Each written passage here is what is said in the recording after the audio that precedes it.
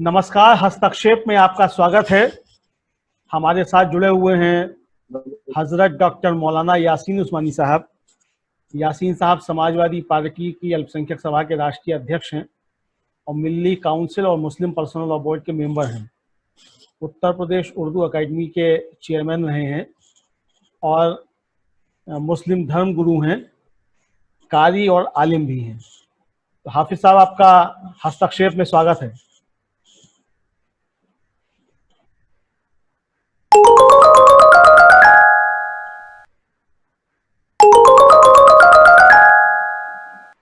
मेरी आवाज पहुंच रही है आप तक?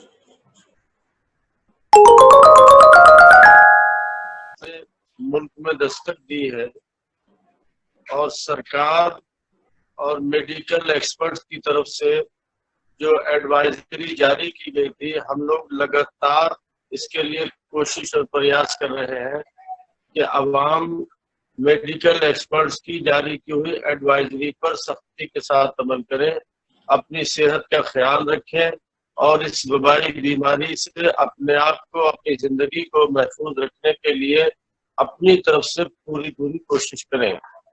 ये लगातार हम लोग अवाम को जागरूक करते चले आ रहे हैं और अवाम ने हमारी सबकी बात को बहुत संजीदगी से लिया, इसीलिए लॉकडाउन कामयाब भी हुआ है। अब ईद और अलविदा दोनों करीब हैं, उसके मौके पर भी चूंकि लॉकडाउन का ये जो चौथा चरण है, ये जो चौथा पार्ट है, इसमें कहीं कहीं कुछ सहूलतें भी प्रदान की गई हैं और इसको स्टेट गवर्नमेंट ने जोन में डिवाइड किया है। तो अब जहां जहां थोड़ी बहुत जिस तरह की सहूलतें होंगी, उस हिसाब से काजी और मुफ्ती अपने इलाकों में फैसला करेंगे, लेकिन इसके बावजूद जो भी फैसला होगा उसमें सीधे तौर पर आवाम से ये जरूर कहा जाएगा कि आप सोशल डिस्टेंसिंग का पालन करें, अपने एक दूसरे से अपने आप को जिस्मानी तौर पर फासले पर रखें और किसी भी हालत में इस बीमारी से अपने आप को बचाने की कोशिश करें, क्योंकि इससे बचने का एक वाहिद इलाज सोशल डिस्टेंसिंग है। क्राउड और भीड़ के जरिए से ये कम्युनिटी के अंदर चला गया तो बहुत बड़ी परेशानी होगी और मुल्क का एक बड़ा हिस्सा इस वबाई बीमारी में मुब्तला हो जाएगा। तो ये ऐलानात हम लगातार कर रहे हैं और इंशाअल्लाह ताला करते रहेंगे। जी, अभी मैं देख रहा था कि दारुल उलूम देवबंद का भी जो है एक पत्र आया है। उसमें जो वहाँ के मुफ्ती हैं उन्होंने अपील की है कि आप जो है घरों में ही नमाज पढ़िए ईद की, और बेहतर होगा कि आप जो है समूह में ना पढ़ें, क्योंकि लॉकडाउन जिस तरीके से लागू किया गया, ठीक है, जिस समय लॉकडाउन लागू किया गया हालांकि उस समय केसेस कम थे और अब 1 लाख को हम लोग क्रॉस कर चुके हैं और जिस तरीके से हालात बिगड़ रहे हैं उससे लगता है कि आने वाले समय में हालात और ज़्यादा खराब होंगे। तो सरकार को जो असल में बेसिक चीज़ों पे ध्यान देना चाहिए था, वो सरकार ने उन बेसिक चीज़ों पे ध्यान तो दिया नहीं और सिर्फ एकदम से जो लॉकडाउन लागू किया उसको अगर सिलसिलेवार तरीके से और प्लानिंग करके लागू किया जाता है तो मुझे लगता है कि वो शायद ठीक होता। तो आपकी भी बात सही है कि ठीक ठाक जो लोगों को मतलब सोशल डिस्टेंसिंग का पालन करना चाहिए, और जब मुल्क और इंसानियत दोनों के ऊपर संकट है तो ऐसे में हमको सोशल डिस्टेंसिंग का पालन करते हुए और थोड़ा ध्यान रखना चाहिए। चलिए, अब आते हैं आप थोड़ा सा सियासी बात की तरफ, क्योंकि आप समाजवादी पार्टी की अल्पसंख्यक सभा के राष्ट्रीय अध्यक्ष भी हैं। इधर देखने में ये आ रहा है कि जिस तरीके से उत्तर प्रदेश में एक तो जो श्रम कानून जो थे वो स्थगित किए गए, हालांकि उसके बाद सरकार जो थी उस पर पलटी, बैकफुट पे आई, चूंकि जब वो मामला हाई कोर्ट पहुंचा और हाई कोर्ट ने सरकार को नोटिस इशू किए कि आप इस पे जवाब दीजिए, आपने किस तरीके से श्रम कानून को स्थगित किया। लेकिन देखने में ये आ रहा है कि आपकी पार्टी भी जो है वो मतलब ट्विटर पे तो दिखाई पड़ती है, लेकिन जो जिस तरीके से एक प्रमुख विपक्षी दल का रोल होना चाहिए था वो इस समय जो है वो कुछ कमी खल रही है। तो ऐसा क्यों नजर आ रहा है?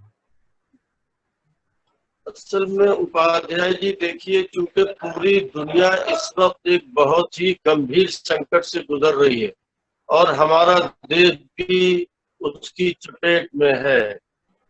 हम लोग जब पूरी इंसानियत एक वबाई बीमारी की चपेट में हो और हमारा देश भी उसकी चपेट में आ गया है। हमें बड़ी आबादी है और हमारे मुल्क में जो साधन है वो भी बहुत कम है। हम लोग इस वक्त किसी भी किस्म की राजनीति से अपने आप को बचाने की कोशिश कर रहे हैं और हमारी पूरी कोशिश यह है कि हम जो लोग इस वबाई बीमारी से इंसानों को बचाने की जद्दोजहद में लगे हुए हैं उनके साथ निहायत ही खुलूस और संजीदगी के साथ कोऑपरेट करें।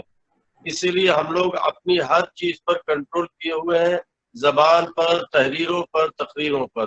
हम चाहते ये है कि हमारे मुल्क को भी अल्लाह ताला जल्दी से इस बीमारी से निजात दे दे। लेकिन ये बात आपकी बिल्कुल सही है कि लॉकडाउन के बाद और इस बीमारी के दस्तक देने के बाद जो नए नए क्राइसिस सामने आ रहे हैं उन पर अगर पहले से तवज्जो दी जाती तो ये क्राइसिस शायद इतने न बढ़ते।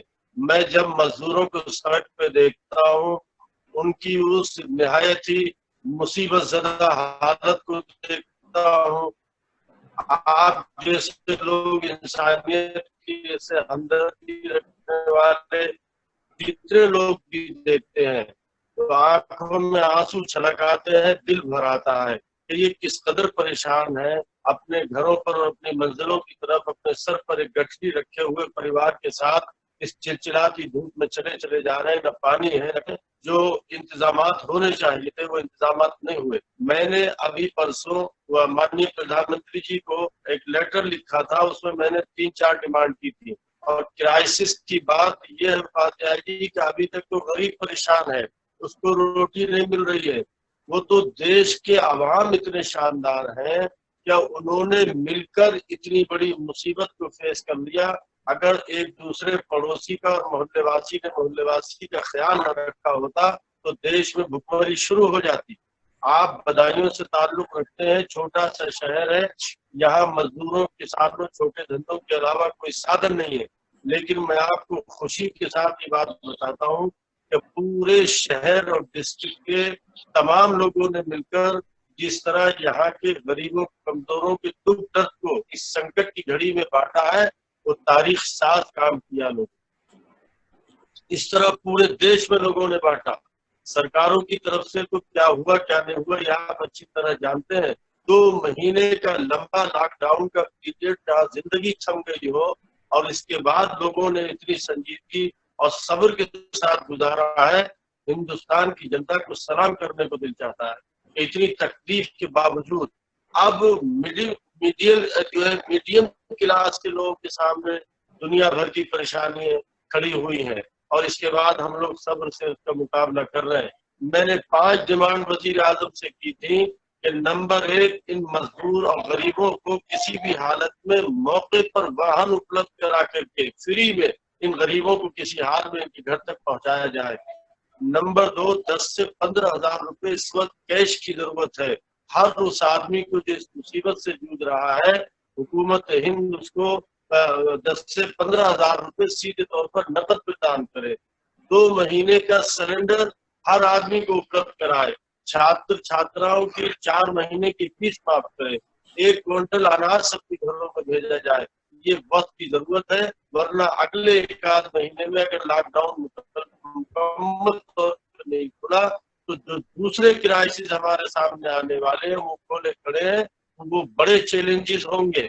इसीलिए हमारी पार्टी, हम लोग और तमाम संजीदा लीडर किसी भी बात पर एतराज न करके ताउन और सहयोग की कोशिश कर रहे हैं।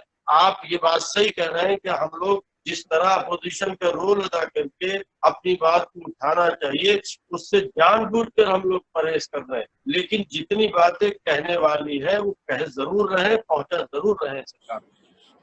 आपकी बात सही है, लेकिन असल में सरकार जो है वो अपने एजेंडे से पीछे नहीं हट रही है। देखिए, उसने 2 महीने का लॉकडाउन हो चुका, मतलब लागू कर दिया, 50 दिन पूरे हो चुके हैं उस लॉकडाउन को, लेकिन उसका एजेंडा जब लागू मतलब अपना चालू रहा। देखिए, इस दौरान जितने भी सीए के विरोध में जो प्रोटेस्टर्स थे उनकी गिरफ्तारियां हुई, लॉकडाउन के अंदर ही हुई। लॉकडाउन में ही आनंद तेलतुंबड़े, गौतम दौलखा को जेल भेज दिया गया। सुप्रीम कोर्ट ने कहा कि जेलों में कम कीजिए आप स्ट्रेंथ, जो आप तादाद से ज्यादा जेलों के अंदर स्थिति है और जेलें जो है वो एक विस्फोटक स्थिति जेलों की हो सकती है। तो वहां से कम करने की बजाय जो है रोज रोज नई नई गिरफ्तारियां जो है वो हो रही हैं। जफरुल इस्लाम साहब, जो कि दिल्ली अल्पसंख्यक आयोग के चेयरमैन भी हैं और मतलब वो संवैधानिक संस्था है, उनके ऊपर देशद्रोह का मुकदमा कायम किया गया। और पुलिस जो थी वो रमजान मतलब रोजा जो खोलने का वक्त था उस समय उनके यहाँ थे 100 पुलिस वाले दबिश देने के लिए पहुंचे। तो ये सारी जो हरकतें सरकार की तरफ से की जा रही, तो सरकार तो अपने एजेंडे में कहीं देखिए चूक नहीं रही है। मतलब इस आपदा के समय में भी वो अपना एजेंडा जो पूरा कर रही है। तो विपक्ष जो है आखिर इतना मतलब ठीक है, आपकी बात एकदम सही है कि भाई ये संकट का समय है और इस समय राजनीति नहीं होनी चाहिए, लेकिन जब सरकार नहीं चूक रही अपनी हरकतों से तो सरकार के ऊपर एक अंकुश लगाने के लिए भी तो कुछ मतलब बात होनी चाहिए। मैं चाहता ये हूँ कि मतलब विपक्ष जो है वो ठीक है, आप सहयोग करें, क्योंकि ये संकट का समय है और सही बात है कि संकट के समय में जनता को भी सहयोग करना चाहिए, सबको सहयोग करना चाहिए और कर भी रहे हैं सब लोग सहयोग।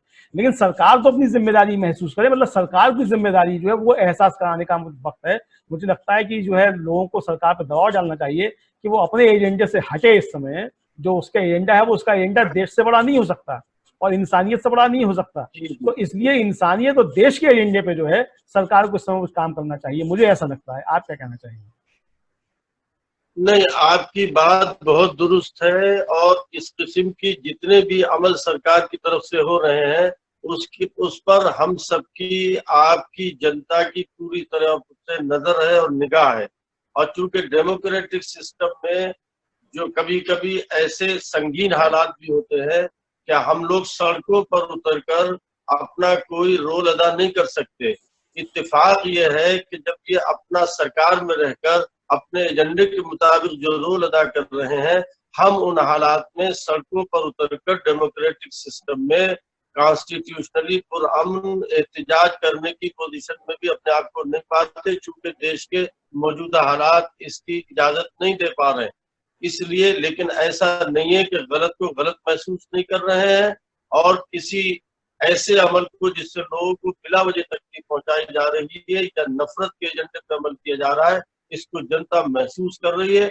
आने वाले वक्त में आप उपाध्याय जी देखेंगे कि इंशाअल्लाह ताला जनता इस डेमोक्रेटिक सिस्टम में अपने वोट से इसका जवाब देगी। जिन हालात से जनता इस वक्त गुजर रही है, हालात कुछ हैं, तकलीफें कुछ हैं, परेशानियां कुछ हैं, उन पर पर्दा डालने के लिए कभी नफरतें फैलाने का काम, कभी कोरोना को भी धार्मिक लिबास पहनाने का काम, ये सब कुछ हम लोग, आप लोग सब देख रहे हैं, जान रहे हैं। बहुत जनता और देश के लोग बहुत माकूल तरीके पे देंगे, इंतजार करें हम आप। आपने भी बीच में एक स्कूलों की बात की थी, तो ये लॉकडाउन लागू है और इस लॉकडाउन में जो है मतलब आर्थिक संकट जो है वो इस सरकार का हालांकि पैदा किया हुआ है, लेकिन तमाम लोग जो हैं वो इस आर्थिक संकट से गुजर रहे हैं और मिडिल क्लास भी जो है वो एक बड़े आर्थिक संकट से गुजर रहा है। और जो पिछले दिनों हमारी शिक्षा व्यवस्था जिस तरीके से उसका निजीकरण हुआ है, तो उसको देखते हुए अब तमाम निजी स्कूल जो है वो फीस के लिए दबाव भी बच्चों के ऊपर डाल रहे हैं। तो ऐसे में तमाम मतलब मांगे उठ रही हैं अभिभावकों की तरफ से कि हम लोग लगातार फीस देते रहें और हमारी फीस से ही जो है ये स्कूल गुलजार होते रहे हैं। तो 3 महीने की फीस जो है वो माफ़ की जाए या कम की जाए, इस तरह की मांगे उठ रही हैं।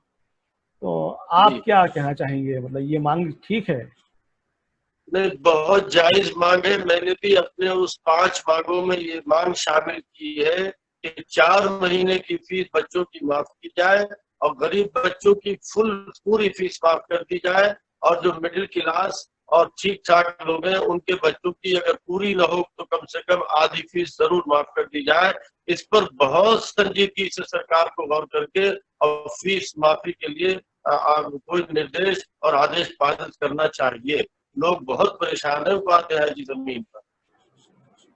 जी बिल्कुल, आप सही कह रहे हैं, लेकिन एक तरफ ये भी दिया जा रहा है कि चूंकि शिक्षक जो है वो पढ़ाई करा रहे हैं ऑनलाइन, तो अब निजी स्कूल जो है वो बहुत से शिक्षकों को निकाल रहे हैं नौकरियों से इस दौरान। तो निजी स्कूलों का तर्क है कि हम फीस कहाँ, मतलब उनकी तनख्वाह कहाँ से देंगे शिक्षकों की अगर हमें फीस नहीं मिलेगी। तो ये तर्क, हालांकि अभिभावकों का तर्क ये है कि लंबे समय तक जो है लोग फीस देते हैं और छुट्टियों के दिनों की भी चूंकि फीस छात्र देते हैं, अभिभावक देते हैं, तो अगर 3 महीने की तनख्वाह देनी पड़ रही है टीचर्स को इन स्कूलों को, तो वो दी जाए, आगे उसको देखा जाएगा किस तरीके से किया जा सकता है। क्योंकि देखिए सब निजी स्कूलों का हाल अच्छा नहीं है, मतलब शिक्षकों के साथ भी जी जो वहाँ व्यवहार जो है वो अच्छे नहीं होते हैं। तो ये आप, ठीक है, ठीक, सही बात। तो इसलिए मुझे लगता है देखिए कि ऐसा है कि जितने उपाध्याय जी टॉप क्लास के स्कूल हैं, वो अक्सरों बेशतर ऐसे लोग हैं कि जो फाइनेंशियली भी बहुत ही स्ट्रांग है, बहुत माकूल फीस वो बरसों से ले रहे हैं। ये संकट कोई ऐसा नहीं है कि रोज रोज आएगा, ये कोई बहुत पहले से चल रहा है। ये मिल बांट के तकलीफों को वक्त गुजारने का समय है। लिहाजा अगर टीचर्स की तनख्वाह का सवाल है तो अव्वल तो जो उन स्कूलों के मालिकान हैं वो खुद में बहुत बाहैसियत है, वो और अपने स्कूलों से काफी कुछ हासिल कर चुके हैं। अगर वो चाहे तो उनकी पूरी फीस भी दे सकते हैं, वरना इन हालात में गरीबों के साथ दुख दर्द में खड़े रहने और उनके बच्चों की तालीम को जारी करने के लिए उनकी तनख्वाहों में भी कुछ कमी की जा सकती है। रास्ता निकालना चाहिए और सबको एक दूसरे की तकलीफ को समझ के और दुख दर्द को बांटने के लिए निहायत ही स्नेह और खुलूस के साथ खड़ा होना चाहिए। सिर्फ ये कहने भर से बात नहीं बन जाती है कि भाई हम तनख्वाह कहाँ से देंगे, या जो पढ़ाने वाले वो पढ़ाएंगे तो हमसे वो पैसे का मुतालबा करेंगे। उसी इन हालात में इसी परेशानियों के बीच से रास्ते निकालने पड़ेंगे एक दूसरे की तकलीफ को बांटने के लिए। मैं नहीं समझता हूँ कि कोई बहुत बड़ी दिक्कत की बात है, फीस माफ आसानी से की जा सकती है। और सरकार को तो क्या दिक्कत है, उसके जितने कॉलेज स्कूल और दूसरे जितने सेक्टर हैं जहाँ फीस लेकर बच्चों की पढ़ाई होती है, तो सरकार अपने स्तर से पहले उनकी फीस माफ करने का ऐलान करे। इसके बाद प्राइवेट सेक्टर के लोगों के ऊपर ये दबाव और प्रेशर बनाया जाए कि भाई अब आप भी कोई रास्ता निकाल करके फीस माफ कीजिए। लेकिन बहुत जरूरी है, बहुत ही इम्पोर्टेंट डिमांड है। चलिए यासीन साहब, आपका बहुत बहुत शुक्रिया, आपने हस्तक्षेप से बात करने के लिए समय निकाला। और दर्शकों आपका भी बहुत बहुत शुक्रिया और आभार कि आपने हमारा चैनल को देखा। इस वीडियो को ज़्यादा से ज़्यादा शेयर कीजिएगा, क्योंकि यासीन साहब ने बहुत महत्वपूर्ण बातें कही हैं और ये बातें जो है ज़्यादा से ज़्यादा लोगों के बीच तक जानी चाहिए। और आपने अगर हमारा चैनल सब्सक्राइब नहीं किया है तो चैनल सब्सक्राइब भी करें, ताकि हम जब अपनी नई वीडियो अपलोड करें तो आप तक बात पहुँचती रहे। बहुत बहुत आभार, धन्यवाद, बहुत शुक्रिया। बहुत शुक्रिया उपाध्याय जी। अब आपको फेस टू फेस